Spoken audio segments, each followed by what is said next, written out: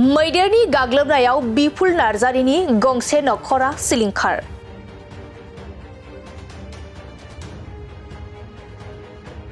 नंगौ, फिन आरोबाव मैदेरनि गाग्लोबनायाव गंसे नखरा सिलिंखार जानांदों।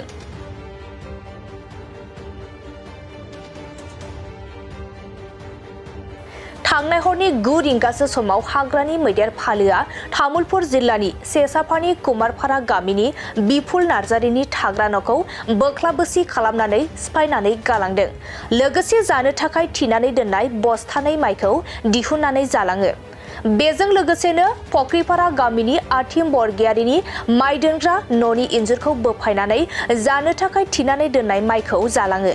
बेबादिनो हाग्रानि मैदेरनि गाग्लोबनायाव गोबां न' बां सिलिंखार जानाय जाथाया जाफ्लेबाय थानायखौ नुनो मोननाय जादों आरो माब्लाबा समाव जिउ खोमानांनाय जाथायफोरा थागिबि सुबुंफोरखौ गोसोआव गिखांनाय लाबोदों।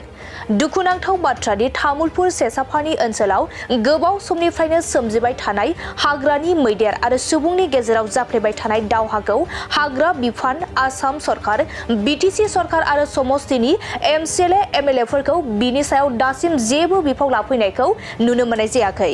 फैगौ समाव मैदेर आरो सुबुंनि गेजेराव सानफ्रोमबो सोमजिबाय थानाय दावहानि सायाव आसाम सरकार, बिटिसि सरकार, एमसिएलए एमएलए बिथांमोना मा बिफाव लायो बेखौ समाजो फोरमायसिगोन।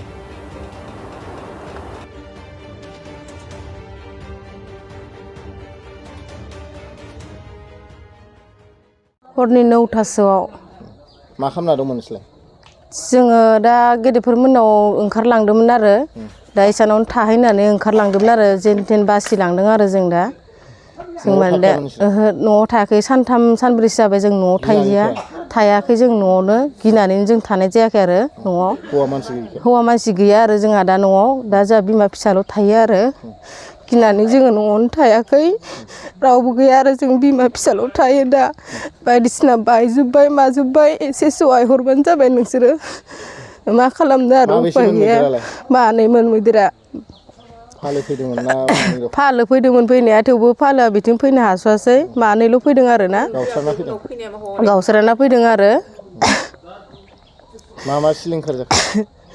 न'आव थानाय बाकसफोराबो बायदिसिना जिफोराबो सिलिंखार जाजोब्बाय। माइखौबो जालांबाय एसे, माइरंबो जाजोब्बाय। माइयालाय बस्थानैमोन ओमफ्राय माइरङा बाल्थिंनै दंमोन आरो जायाखै खोमा बिसोरो मिथिया आलाय सिलाय खालामजोबदों आरो आलाय सिलाय खालामनानै माबाजोबदों बिसोरो। एसे सहाय हरबानो जाबाय नोंसोरो जोंखौ। मा मुं होनो नोंनि हौवानिखौ? बिपुल नार्जारि। रन्जिता नार्जारि। मा गामि बेयो? कुमारपारा सेसाफानि।